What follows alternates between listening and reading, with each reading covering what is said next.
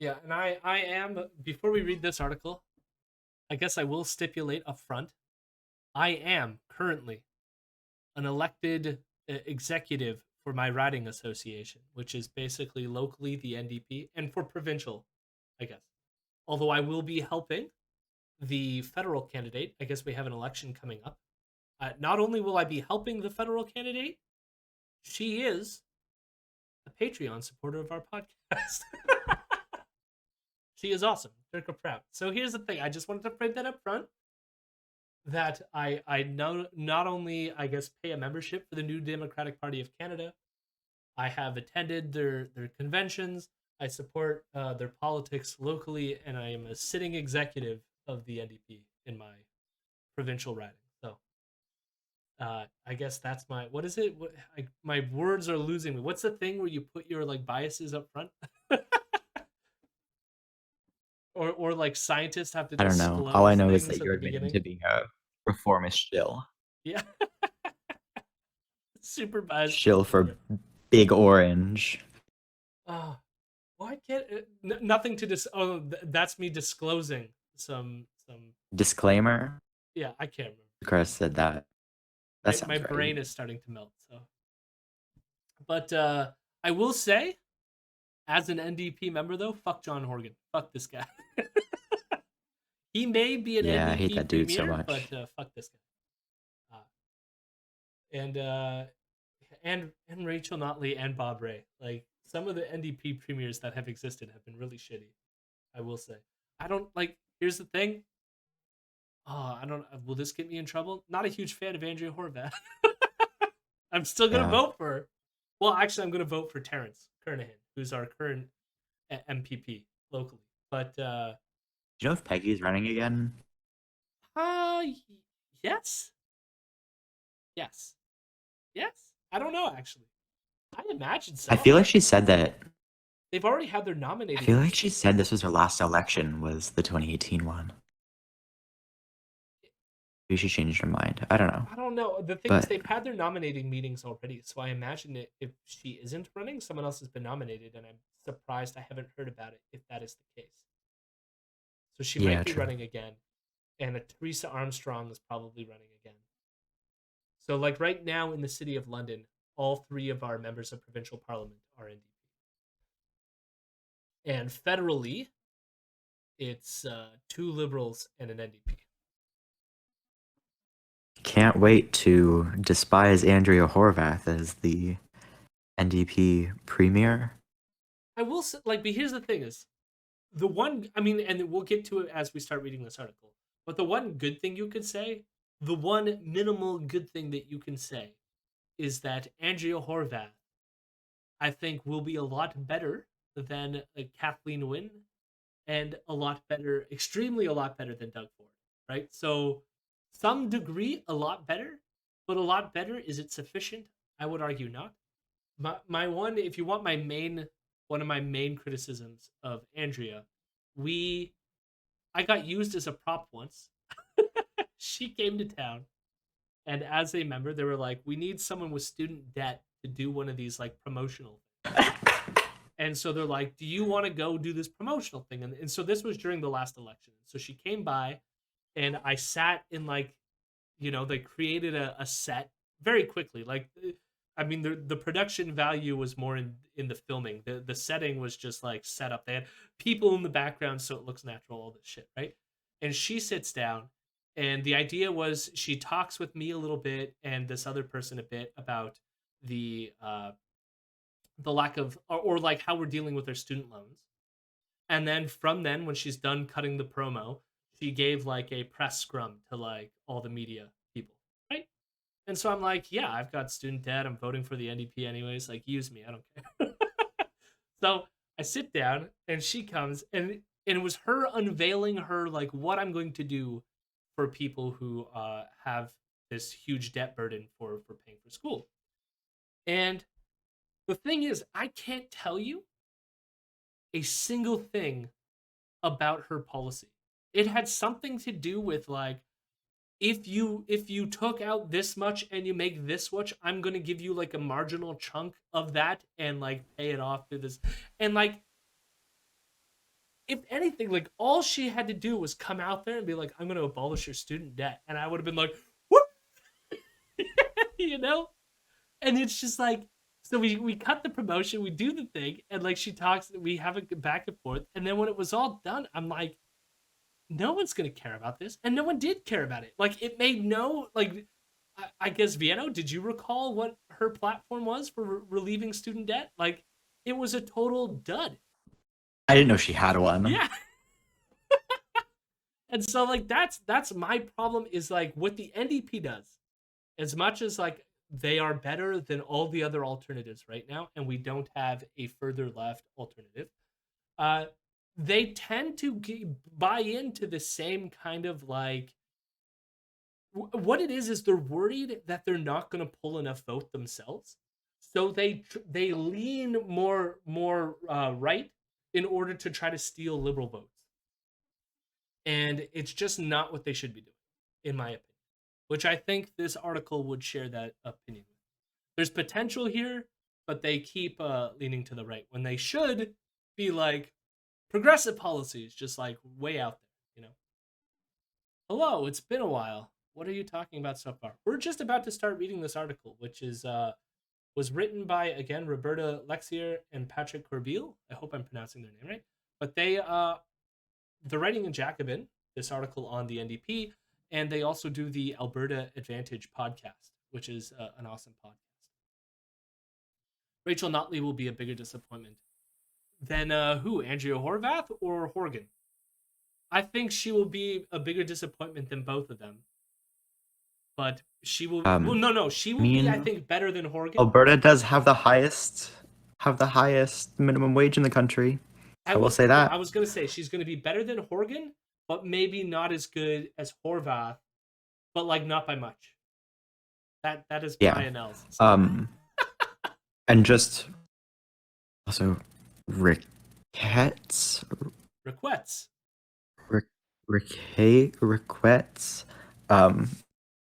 Hard to say. I don't know if it's many separate pronunciations or because it could be Riquette. I don't know. I'm just making shit up at this point.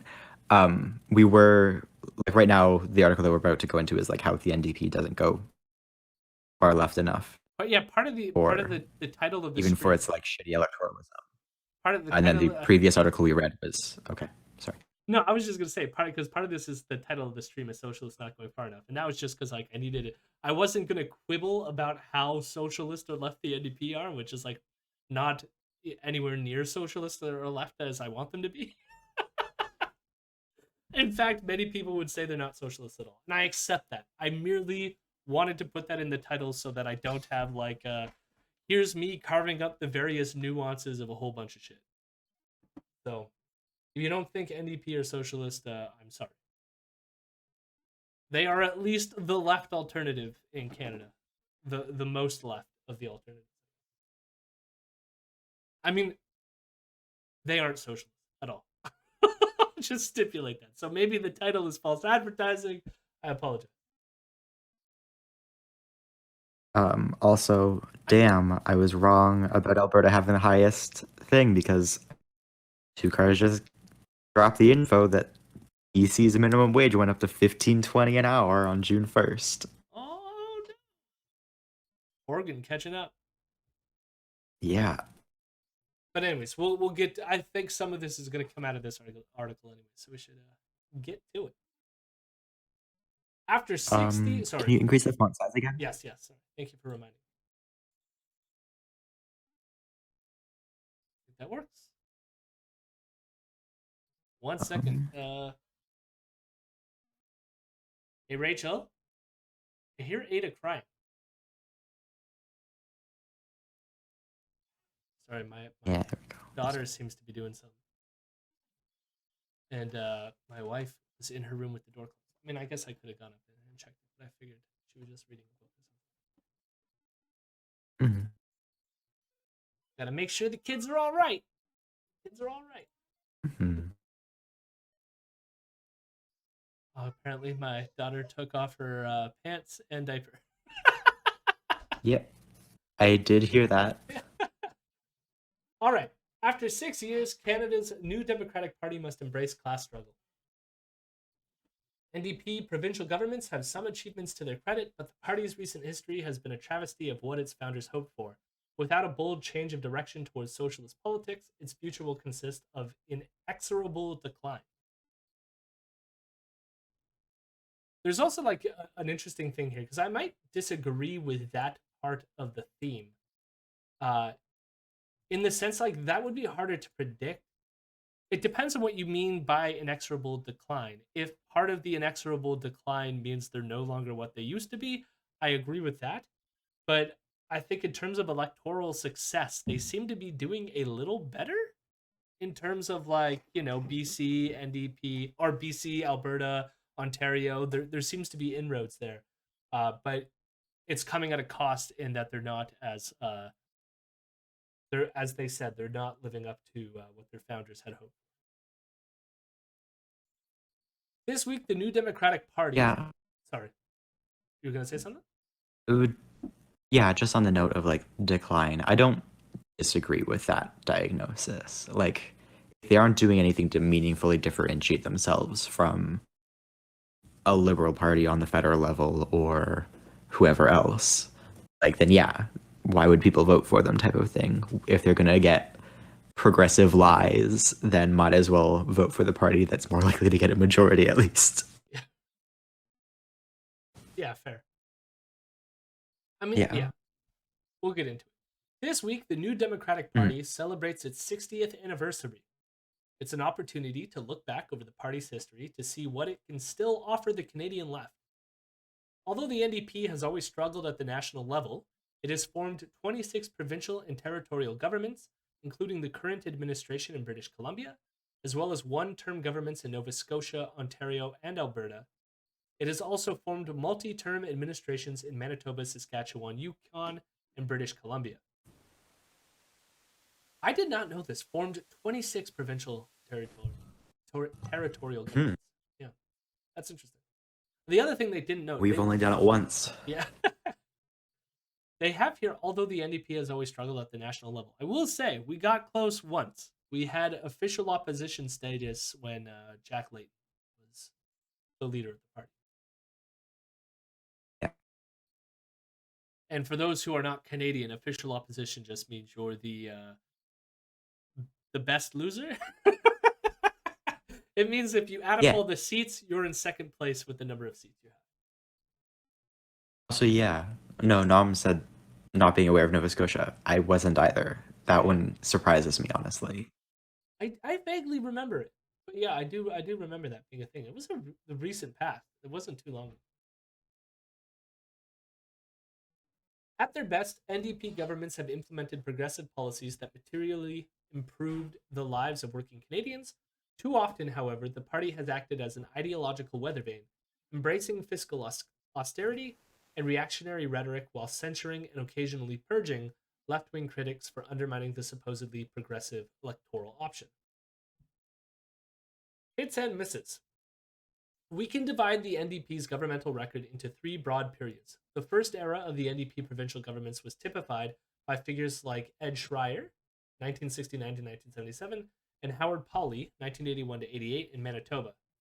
Alan Blakeney in Saskatchewan, 1971 to 1982, and David Barrett in BC, 1972 to 75.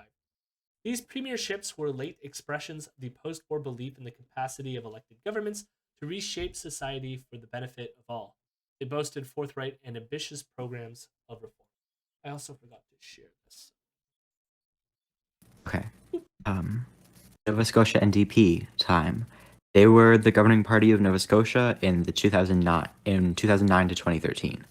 At 31 seats in the legislature. I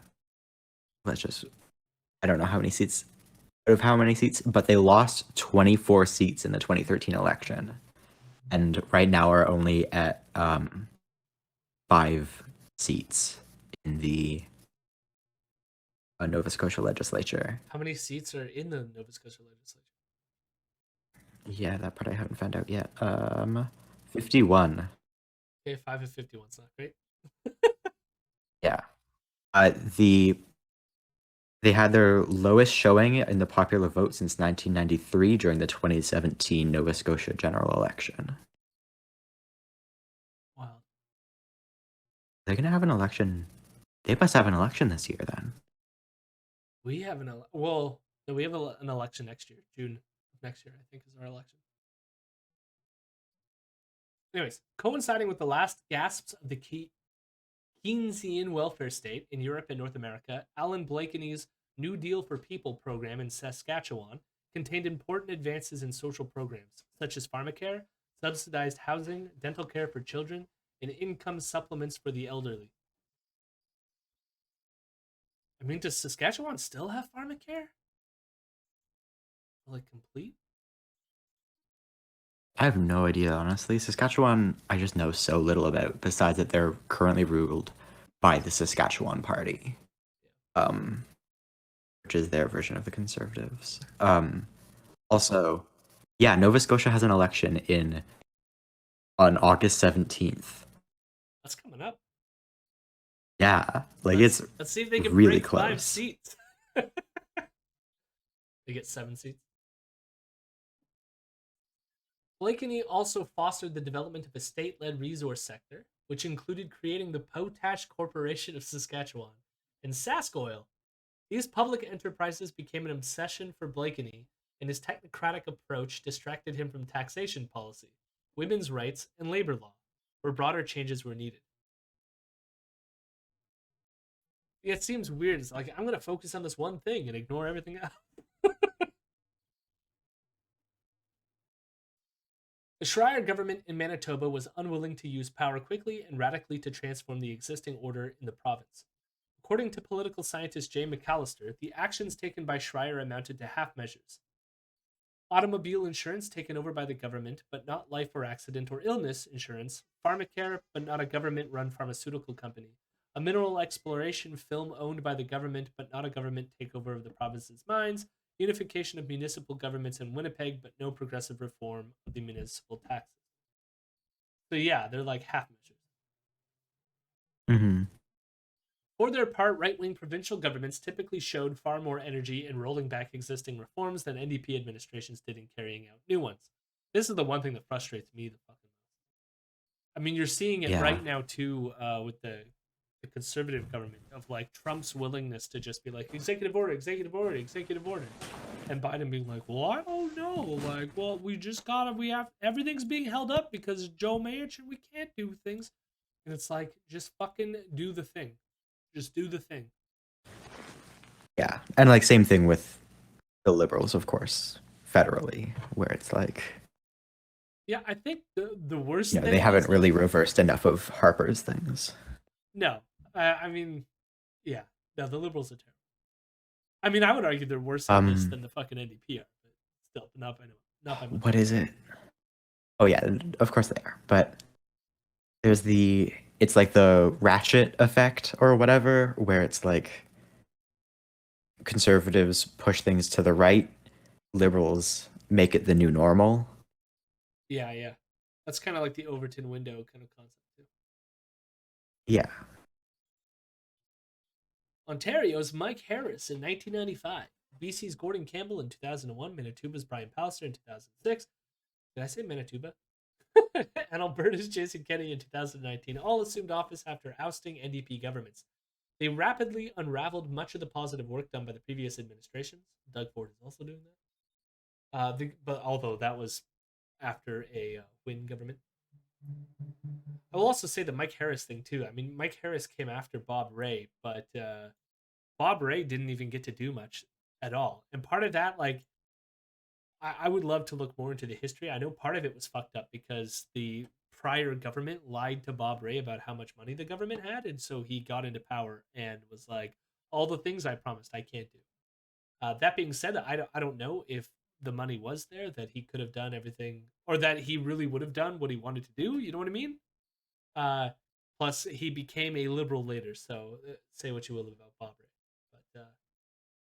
But yeah, it is an interesting history. I mean, we are stuck with never ever having a left oriented government because of Bob Rae, because everyone remembers these things called Rae Days.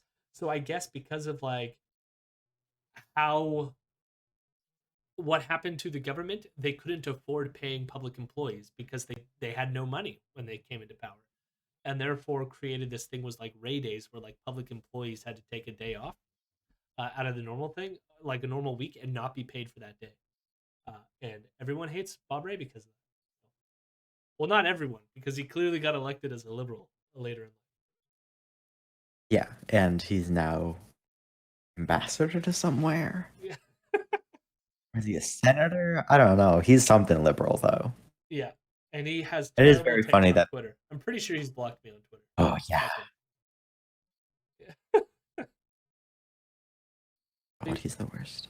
The Canadian left could badly use some of that single-minded and unflagging brio. I mean, that's the same thing as I said with Andrea Horvath. Just fucking don't come at me with your like, here's my means-tested 5-point plan for. Just be like, we're going to abolish student debt. Fucking do it. He is an outspoken Zionist. That too. Fuck Bob Ray.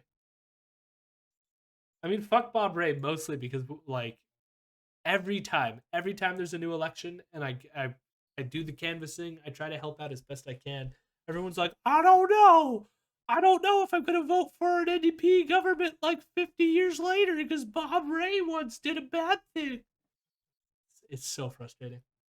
Well, even in the context of like how many, like Mike Harris was fucking terrible. Harris was terrible. Wynne, terrible. McGuinty, terrible. For some reason, Bob Ray is the one. We can never ever again elect NDPs because of Bob. Yeah. It's almost like he was like a psyop, or like he was controlled opposition or something. Like the liberals or conservatives like made him win such that they could like have the NDP as the punching bag for all of eternity.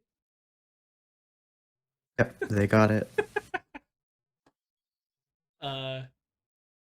Same here. I even have people complaining about the recycling deposit. Did he come up with the recycling deposit? That's interesting. There seems to be one main exception to the rule. Dave Barrett's BC premiership in the 1970s was the most ambitious NDP government elected to date. His proactive reformism, articulated in the famous quote, "Here for a good time, not a long time." Interesting. I like that quote. Resulted in the passage of 367 bills over the course of his term. Awesome. In just 4 years, Barrett's premiership increased state control of the forestry, natural gas, tourism, and auto insurance industries. It introduced pharmacare, a minimum income for seniors, and province-wide kindergarten. The NDP government also decentralized community services, raised social assistance rates, created the agricultural land reserve to protect against urban sprawl, and formed an innovative new labor relations board. And most of the labor relations boards have been utterly decimated since all the conservative governments that have been in power. Woohoo! I need to crack this open so I can rehydrate my mouth. This NDP stream is brought to you by Diet Pepsi. Now, I know that they're on strike right now. I didn't realize that till after I bought my last cases. So don't support Pepsi right now. I think the strike is still ongoing. Yeah. Frito-Lay. Jody. Don't support Jody crossing picket line. Again, I purchased it before I knew this to be the case, so it is what it is. Uh-huh. But it's given me the opportunity to right now highlight that don't do what I did and fuck Pepsi until they pay the workers better and make it work. The strike was also like settled already. It's settled. Okay, union. Well now you can buy again. Yeah. That brief 20-second window. You couldn't, but now you're safe. The thing is, like, I bought it like 2 weeks ago. Like, I buy a lot, so it takes me a while to get through it. And I didn't even know the strike was ongoing. And I think I found out about the strike like a week ago. And then for whatever it's, I guess it's over now. I haven't really been following the story. There you go. Good. I hope they got what they wanted. I don't know. I know. It's pretty bad. Yeah. It's pretty bad. It's like a 6-day work week, so they don't have to work 7 days a week, and they can still be forced to work 12-hour shifts. Did you see the one video where the guy it it was some sort of like the union's like promotional video where like he was forced to work Yeah. to the point where he's like almost permanently paralyzed now. Uh, Yep. yeah, no, it was fucking. So I mean, fuck Pepsi. I mean, like here's the thing: is Coke and all the other brands are probably no better. So fuck capitalism. But yes, also fuck Pepsi. Buy your local small business cola product. I'm sure there is definitely no, uh, maybe they use some fair trade cola nuts and I don't Say, fucking know, locally cloves, sourced whatever ingredients else is that in create the cola. acidic acid. Or I learned about Yeah, this the other day. local. Whatever creates vinegar is the same thing that creates acidic acid, which is just basically fermented fruit, but like they get rid of the alcohol portion of Yeah, I mean, acetic acid is vinegar. It's just that vinegar is only normally like 5% uh, by drinking volume vinegar. concentration of acetic acid. Anyways, we went off a bit off. But yeah, anyway, uh, don't forget to buy your locally sourced cola fertilized with raw sewage, with whatever other, hippy dippy whatevers that are popular in your local neighborhood to make sure that you're buying $12 per can local business cola. And on to the article, I guess. And don't cross picket lines. Speaking of labor, Yeah. however, Barrett's government also displayed some of the NDP's typical flaws. Its relationship with organized labor ran hot and cold. In 1975, it passed legislation to drive striking workers back to work. Fuck them. As neoliberal ideas began their rise to dominance, Barrett promised to be even more hawkish on spending than the right wing, reactionary social credit party that displaced him in the next election. Yeah, back to work policies are terrible. I will also say, like the hot and cold thing, like the one thing that annoys me about the NDP is some of the labor interactions. In particular, I think I've commented about the UFCW being a shitty union that has done some crap locally. Mm-hmm. At least in terms of like at conventions and stuff, like they were very pro Israel and like other shit. It made things hard because they like whip they get like given a certain number of what's the name for it where you can vote. My brain's starting to like freeze. You're a voting member when you attend like convention. Okay, uh, they get a certain number of that given to them. Delegates, yes, by like the fact that they're a union or that specific union, because I think they donate like a ton of stuff. And then they whip their votes and then vote as a block to be like pro Israel and other shit. And it fails sometimes, which is nice, but so it's not completely overwhelming. It's just it can be annoying. Canada's third way. Delegates. Yes. Two Cars keeps helping with words. Two Cars knows where it's at. This early impulse to concede ground to the neoliberal playbook became predominant during the second era of NDP governments, with premiers like Ontario's Bob Rae, 1990 to 95, Manitoba's Gary Doer, 1999 to 2009, Saskatchewan's Roy Romano, 1991 to 2001, and BC's Mike Harcourt, 1991 to 96, and Glenn Clark, 1996 to 99. They all embraced the third way politics of the age, associated with politicians like Tony Blair and Bill Clinton. Gross.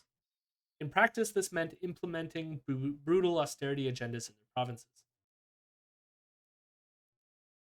I don't even like it's weird reflecting on that time period why anyone thought austerity was a good idea. I'm talking about like I know why capitalists thought it was a good idea, but why anyone else thought it was a good idea. In Ontario, Ray. Free up. Sorry. I think it was largely to like counter, or the argument and whatever was like to counter inflation and stuff like that. And also to like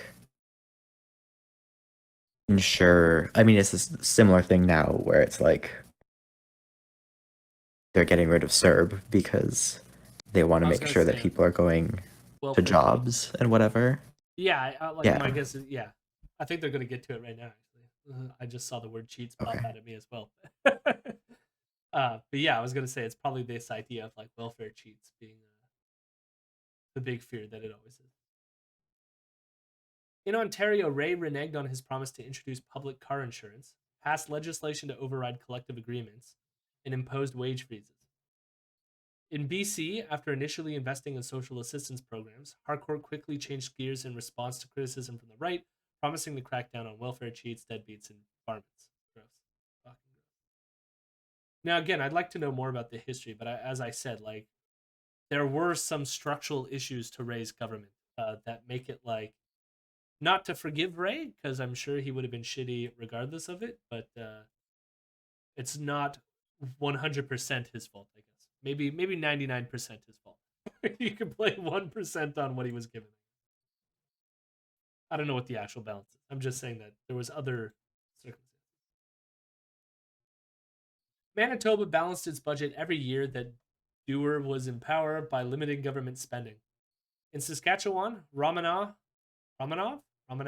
claimed to have no choice but to cut healthcare, education, and other social programs because of the province's dire financial circumstances.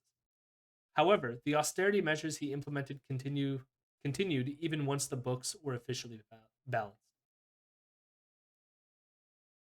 And we know that this Romanov? Romanov, I said, well, it's either Romano, or Romanov. It's one of those. Romanov. He's he's the heir to the Russian Empire. And yeah, Namdanet, that's kind of what I'm getting at. There was a financial collapse and there was a recession. That is all true.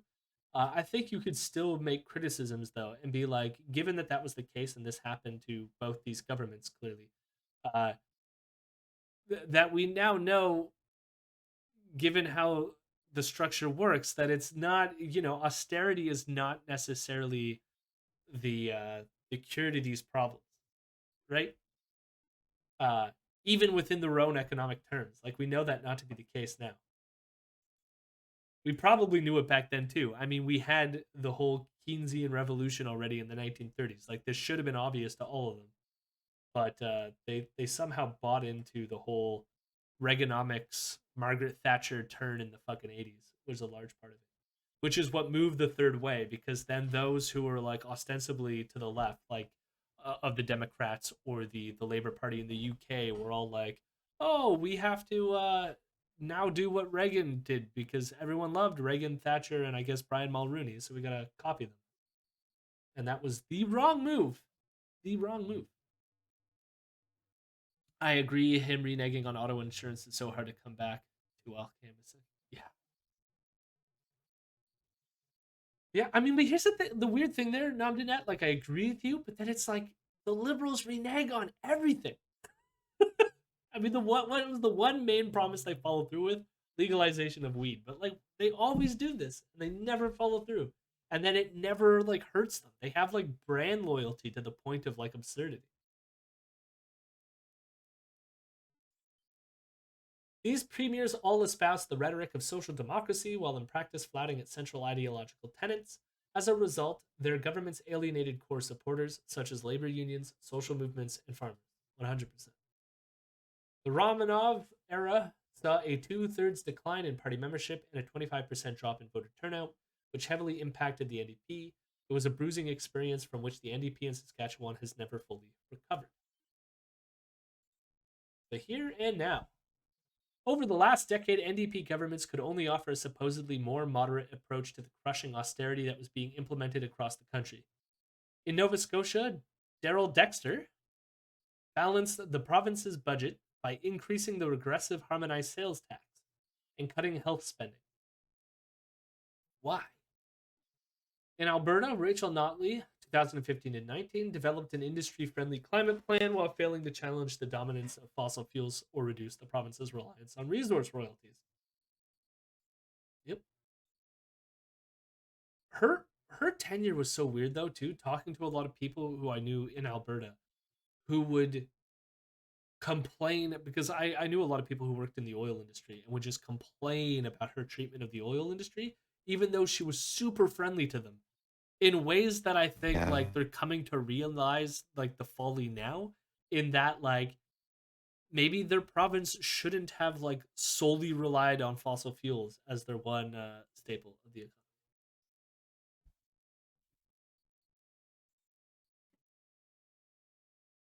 In BC, John Horgan's NDP administration has slightly increased taxes on corporations and the wealthy and implemented some positive measures around access to childcare.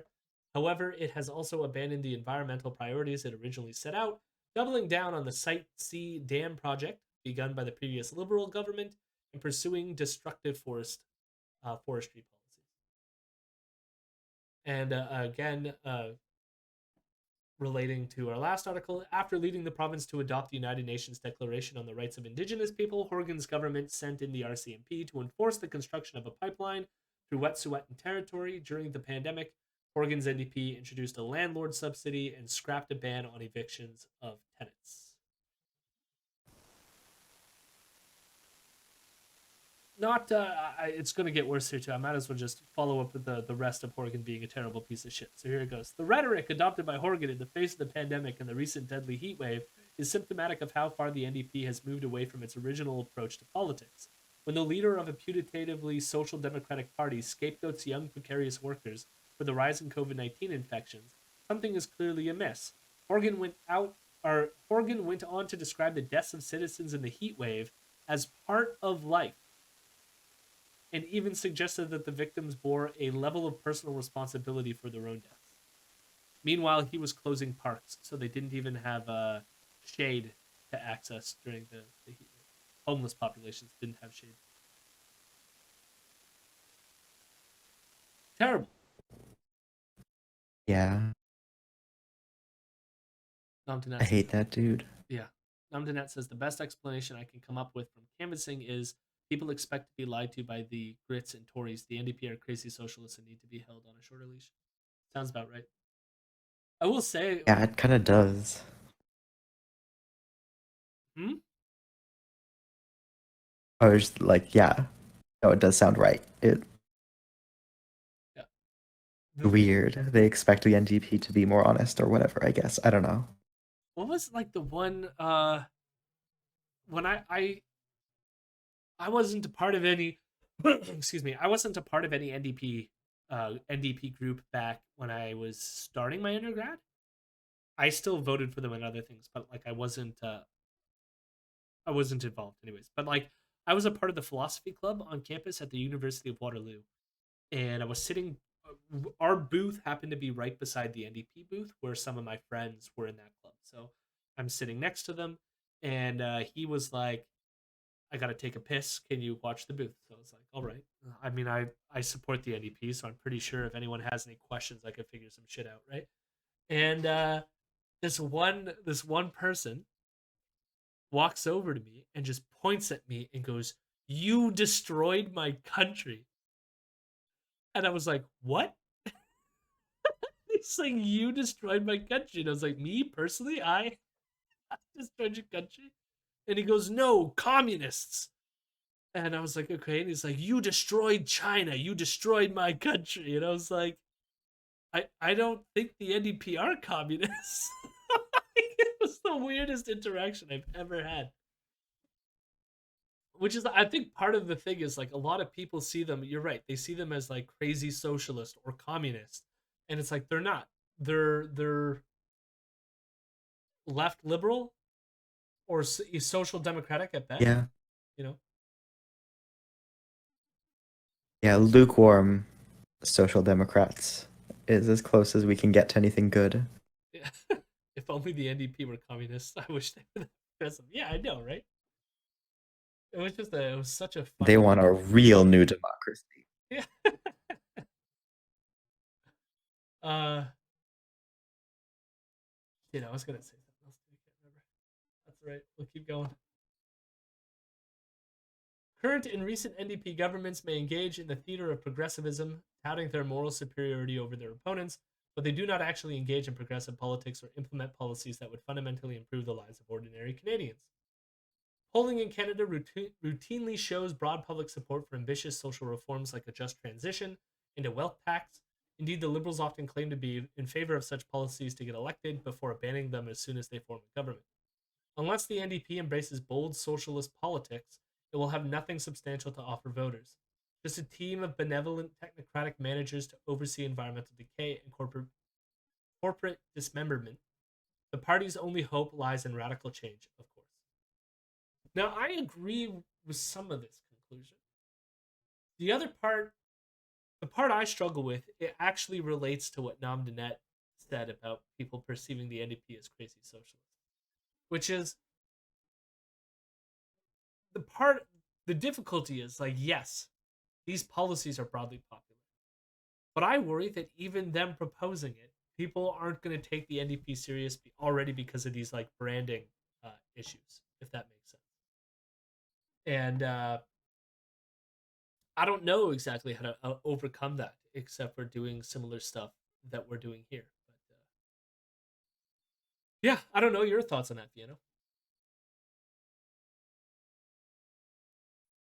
I don't know. It's kind of, I don't know, like if the NDP would just like be cool for once, I think they would do better. Like if they just tried to be cool, just at all. Like Yep, my one solution, like it won't necessarily help with the crazy socialist perception, but even if they just had clear policy prescriptions, or at least knew how to sell them better, they're not good at selling their policies. And no. that could be by design in that they don't want to implement them, like the liberal doesn't want to implement theirs, but like they could be at least better at pitching them. I mean, I don't know. It's difficult because it's like they don't even want to have clear, like they don't want to have clear policies because they're a bullshit like big tent party and they get like grumpy when you ask them to like hold a position. Just one, anything, please. Like it's weird because like every party is a big tent party in Canada, if that makes sense. Yeah, In that like you just pay for membership and you can, so long as your so long as however your delegate system works, you get sent, you can vote however the fuck you want. You know what I mean? Like so there's an element in which every party is a big tent party, and there's ways in which that's problematic. But there's also a sense in which like when you attend conventions and stuff, and the people who are like deeply active in the party tend to be a lot more progressive than the other parties.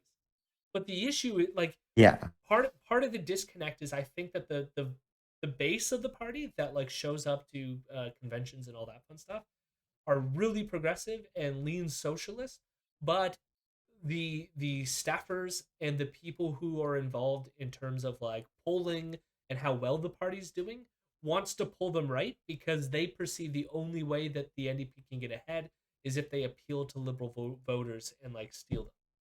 That is like that is the constant like tension I feel when I attend these things, and it's just like, but like the liberals already have their thing. You have to propose something else. Like why would a loyal liberal person jump ship if the liberals are already doing, if you're going to become liberal to get them? Like none of that makes any sense. It's almost like be yourself, and maybe they'll go, I'm tired with these liberal people. I'm now going to vote NDP. You know what I mean? yeah. No, like if they had cool positions that they stood by even when they occasionally got like criticized for them, and like that weren't just criticisms, I guess, is also the thing. Like, because that's the positions that they do have are mostly like, oh, Justin Trudeau didn't do clean water, or Justin Trudeau didn't do no climate change. Whereas, like, they don't actually really have their own proposals beyond, like, oh, they should have done their thing, or they should have voted for our version of conversion therapy ban, or like whatever, where it's not like they're still having kind of liberal positions, but then like the only like basis that they have to like try to get you to vote for them is like, oh yeah, we proposed it 3 months before the liberals did, or ours is slightly better. Where it's like, why aren't you going further than that?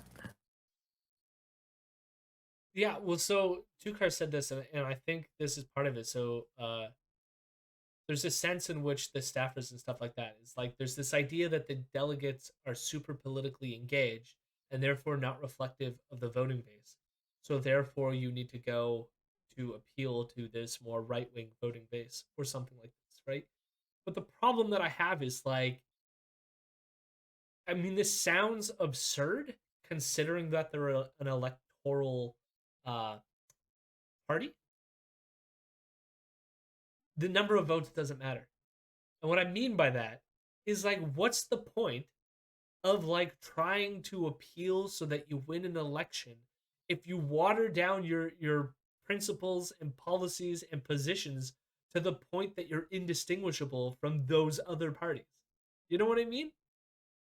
Where it's like you have to find a way to stay your lane and have them come to you through the things that you advocate for, not just become a wishy-washy liberal party when we already have, you know.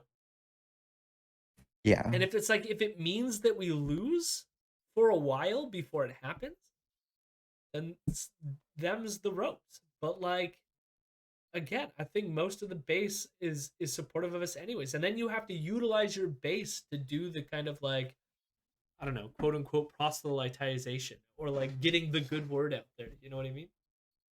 But then it's like it's hard to motivate the base when I'm like I put in the work, I put in the effort, but it's like what are we getting from it? You know what I mean? Yeah. Well, we were talking earlier about like you know, being in that photo op or whatever for Horvath when like you didn't even know her student thing. I volunteered for them during that election as well. I didn't really know any of their fucking policies besides that the NDP is not as shitty as the cons or the libs. They had a Like, good housing tax. That's the one thing that I remember. yeah, exactly. Like, if there isn't anything that you can remember from their platform for a like an election that they should have been able to win, But how the like what the fuck are you doing? Like, what is this party? do you know why the only reason I remember this policy specifically was because I had a lot of people being like, they're gonna raise taxes on my house, and therefore I'm not gonna vote for NDP. I don't want to pay more taxes on my house. And what I had to point out to Hmm. everyone who would always argue with me, I wasn't canvassing at the time because I think when that election happened, uh, we had our second child. I think that's right. And so like she was just freshly born. I wasn't going to be going out there canvassing and whatnot.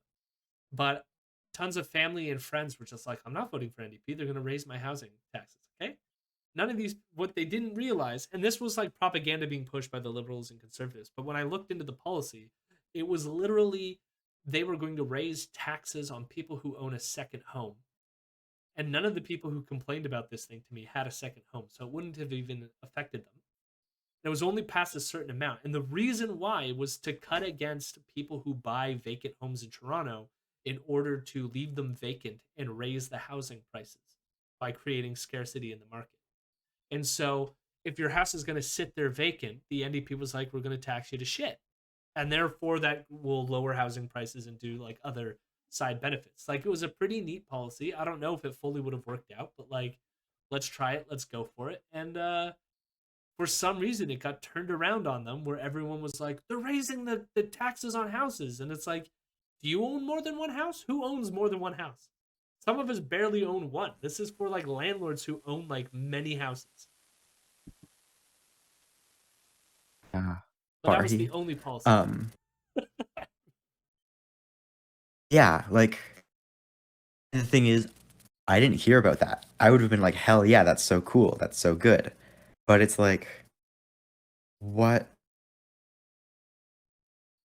Like, how were they that bad at communicating that like one was able to be turned around that way, and also like fucking nobody talked about that policy. Like, again, I canvassed for them in that election.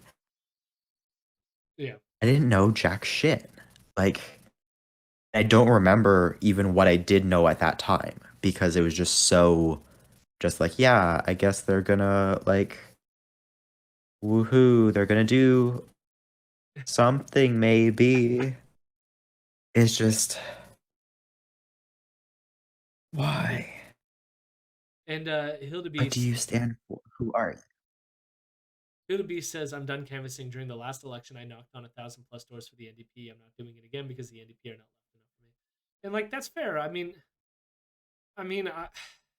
I encourage it to canvas and get involved at least slightly, even if like not canvassing, like hammering in the lawn signs or whatever. Just I don't know. I think part of it is like it's good still to get out there and get the feel for things and meet people and all that fun stuff. But I understand that like it's sad how the party is structured that it doesn't make people feel better canvassing for them because the people who are the more left wing members are left in this kind of like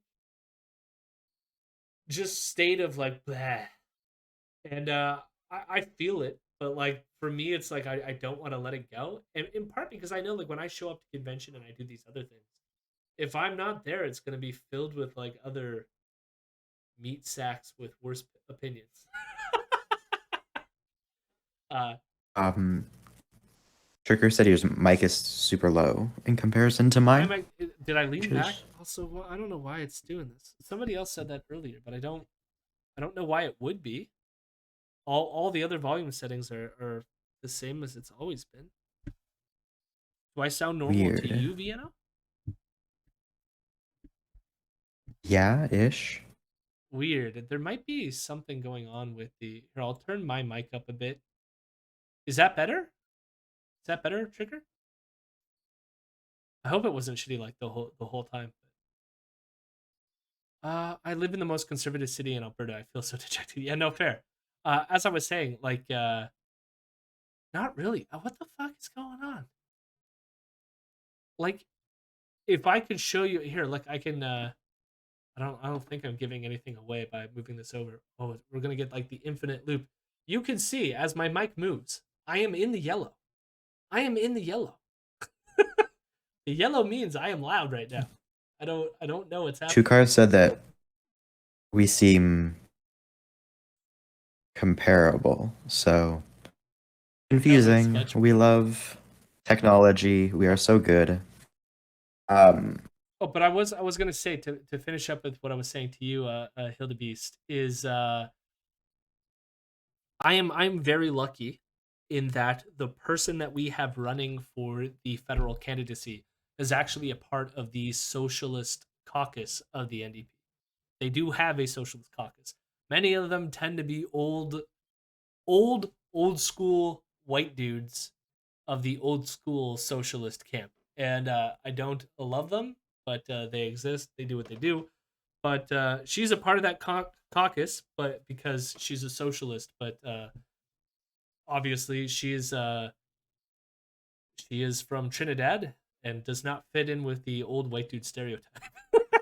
She's way cooler, and I don't know. I love working with her, and I hope she wins. She's going to be a not just for the fact that she's a socialist, but our liberal candidate in our riding is one of the more right leaning liberals, and so I want him gone. I can't stand him. Peter Fragiscatos. Peter Fragiscatos. see, the correct thing, Hildebeest, you said that you didn't want to canvas. So, Yeah, well, Claire's not. best solution, um, don't canvas for the NDP, whatever. I don't give a shit. Honestly, fuck the NDP. I don't care. Best solution, deface in some manner or obstruct in some manner the conservatives or the liberals. Like, Yeah, just screw with them a little bit at least.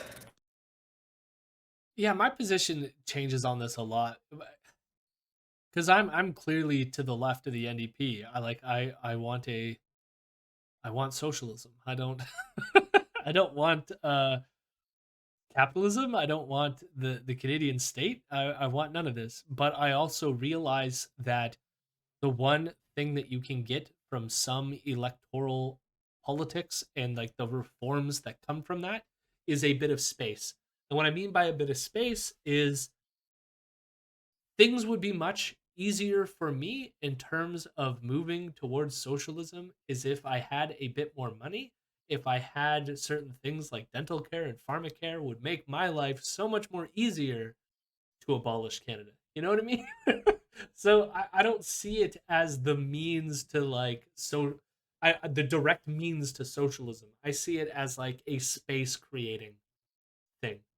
Uh, and it does suck that yes, oftentimes they don't even give us that. But they're the only ones who are signaling it better than the other two main parties, I guess. So they are who I support. And if I can move them more to the left and create some space for radical change, I'm going to dedicate at least a small portion of my time towards it. To be real, I don't spend a lot of time. I go to conventions occasionally. Once a month, we have like a meeting. Occasionally, I don't even think we're meeting right now because it's summertime. But like, and then when it comes time for an election, which at least our elections are shorter than American elections, so I might do a. I usually do the lawn signs. I prefer that than talking to people. But canvassing, phone banking. I drove people to the polls last time, so I helped elderly people who couldn't afford taxis, and I took them to go vote. So Nice. Hello, my rebels. Hello, my rebels. I'm a good boy.